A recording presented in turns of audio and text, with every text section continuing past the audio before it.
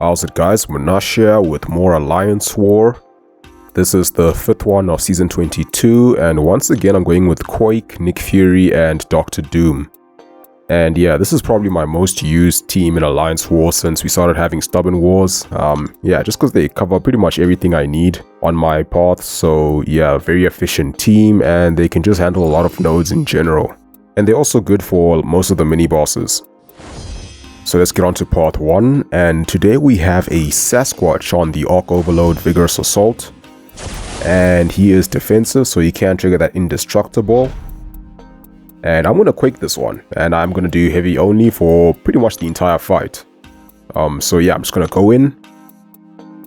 And just, heavy dash back, since we have enough space to dash back without dexing. Then we get into a corner, and then I can start doing some heavy only. And yeah, I've been fighting Sasquatch quite a few times in war recently, so I'm getting very comfortable with these animations and just more confident with the heavy only.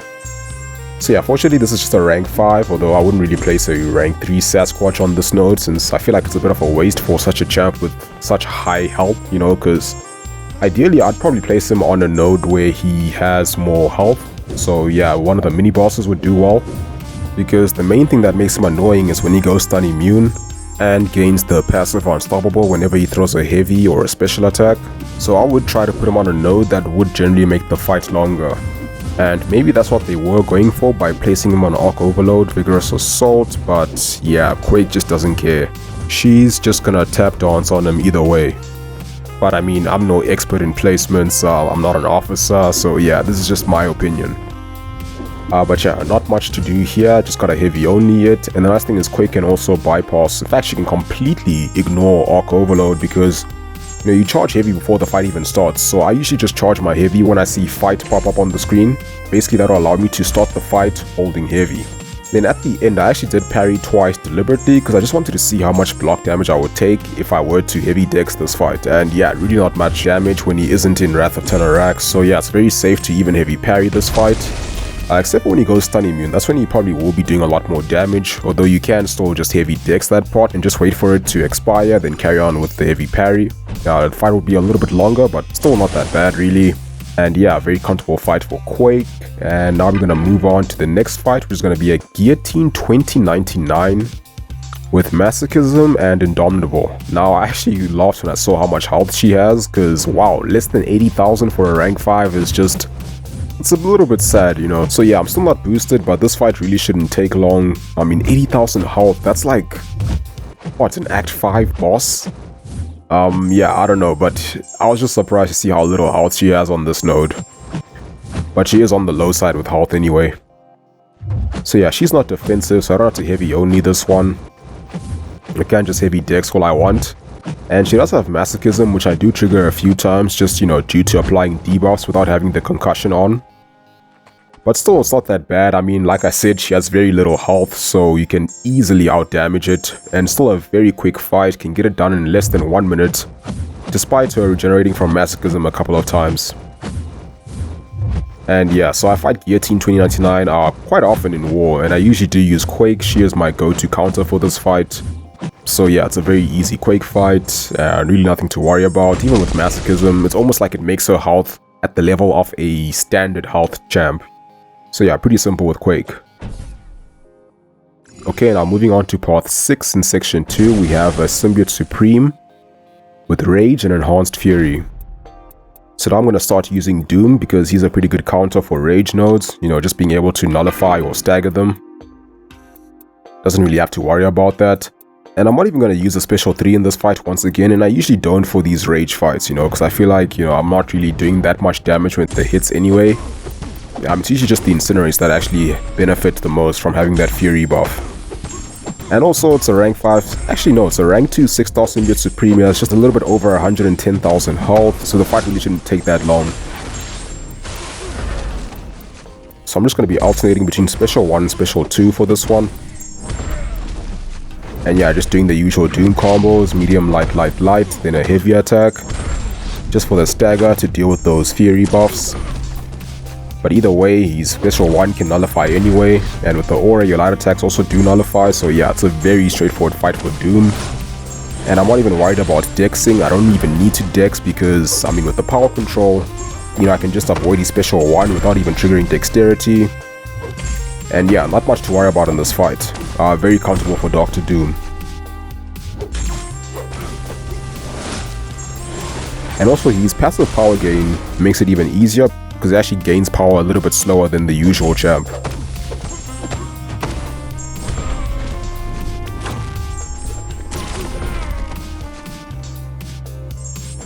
Okay, so he goes down, pretty straightforward. Now I am gonna heal up Doom before I actually do fight this Vision Aarkus.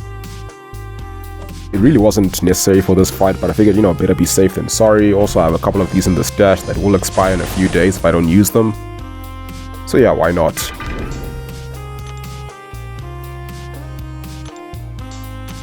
Alright, so now we have a Vision Aarkus with Aggression Prowess and Power Focus 2. So he's gonna shoot up to 2 bars of power fairly quickly with this node, although after that he's gonna gain power a lot slower. But yeah, I mean, Doom is probably the best Aarkus counter in the game. Just because of the way he controls the fight so easily with the power gain cheese, class advantage, being immune to armor break. He's got so much going on for this fight. It's like they designed him in a way to counter Aarkus. So yeah, eventually I did throw my special 3 to get the Fury. And it doesn't really take that long in this fight because, you know, I can just steal his power gain basically. Then after the special 3, I do a shortened Doom combo because of the power gain. I don't want to like shoot up too quickly to 2 bars of power, then I can't power steal anymore. And that's the thing about Aarkus is you actually do want to manage your power a little bit differently sometimes, depending on how many power gain buffs you have. But yeah, usually after the special 1, I'll just go to the special 3, and then repeat the cycle.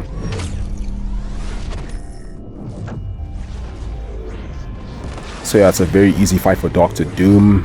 He's a perfect counter for it, and yeah, now let's move on to the mini-bosses.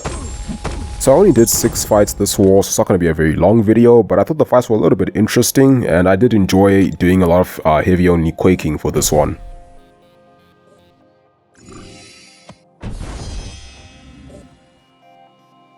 Alright, so now we have this rank 3 ManThing with Vigorous Assault. So now I do decide to apply my first boost of the walks. I saw, okay, it's a rank 3 and he has 300,000 health, which is a bit obscene if you ask me. I mean, I know ManThing is one of the healthier champs, as in he has one of the higher health pools in the game. But I mean, 300,000 for a non-boss fight on Alliance War, jeez. Okay, well, not to mention he also has some decent regen when he hits 50%. And he does have the recovery node, along with Indomitable and Vigorous Assault. But fortunately, Quake can't bypass his regen as long as he has a concussion on him at the time he hits 50%. So I'm gonna go in with a champion boost and a lesser attack boost. Okay, so I'm gonna go in, and the nice thing about ManThing is he does push you back quite a bit after you evade. So you don't actually dex after the evade, you can just hold the heavy again, because you will have more than enough space to react. And it's only when I'm in a corner when I start doing true heavy only, as in multiple heavy inputs in one combo. So yeah, fortunately ManThing is also a mystic champ, so I got some pretty good damage, so this fight shouldn't actually last long despite him having so much health. And I am boosted quite a bit, extra 30% attack, always nice to have. And ManThing's animations aren't the most difficult, and they aren't the quickest as well. So I do feel very comfortable using heavy only against him. Then he does hit below 50%, but I had concussion on him, so there is no regen whatsoever. Completely ignored. And then there was a moment where I did get hit once. I actually got a bit distracted, like somebody walked into the room, and yeah, I took one hit fortunately. It was the light attack, which didn't do that much damage because it didn't crit. So yeah, it really wasn't that bad.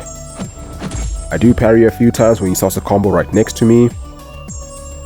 But yeah, besides that, it's a very comfortable Quake fight. You can just heavy parry the entire fight without much problem. And yeah, he goes down pretty easily. Then at the end I do drop a few combos because he had 1 or 2%, so yeah, just finish him off with a few hits. And yeah, pretty comfortable fight for Quake.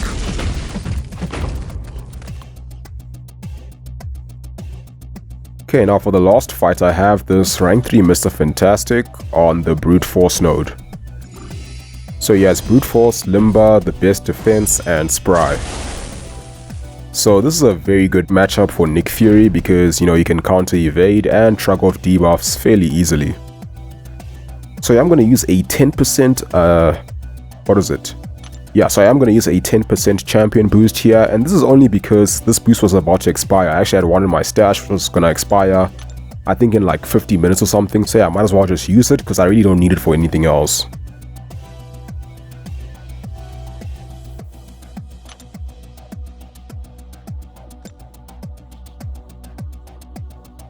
Okay, so I'm going with Nick Fury, and I actually want to parry just yet because he does have Limber, so I'd rather save my parry stuns. Then I do take a few hits, which is all part of my master plan to pull tactical charges even faster so I can counter the evade. Mistimed an intercept and got punished, you say?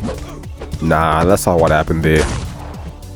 And then after that I do actually get a few quick intercepts, and then I'm going to throw the first special one to go above 4 tactical charges, so now I counter his evade. But also it does knock him down, which purifies the debuffs, so you can't evade either way. So I'm just going to be throwing special ones in this fight to keep up those tactical charges so I can counter his evade anytime. And it's also the easiest way to knock him down to remove debuffs, which will also prevent him from evading. I could also parry heavy to shrug off debuffs, but there is Limber, so I don't want to rely on that too much. And sometimes I also do just bait a heavy attack by holding block, and then I can punish without parrying. And generally when fighting Mr. Fantastic, you do want to bait his special too, because it doesn't apply any debuffs on you, unlike the special one.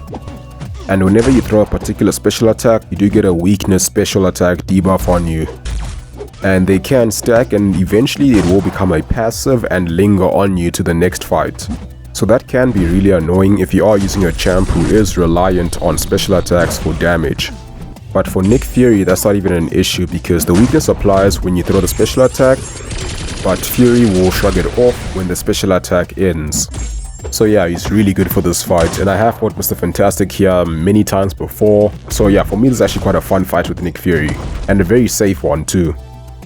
So yeah, that's all I had to do for this war. We had a pretty solid war overall, and we did end up winning this one. And they did place a rank 3 thing boss, so you know who's gonna go pew pew with his rank 3 havoc. So yeah, that's gonna be it for this video. I hope you guys enjoyed. Thank you for watching, have a wonderful day, and I'll see you soon.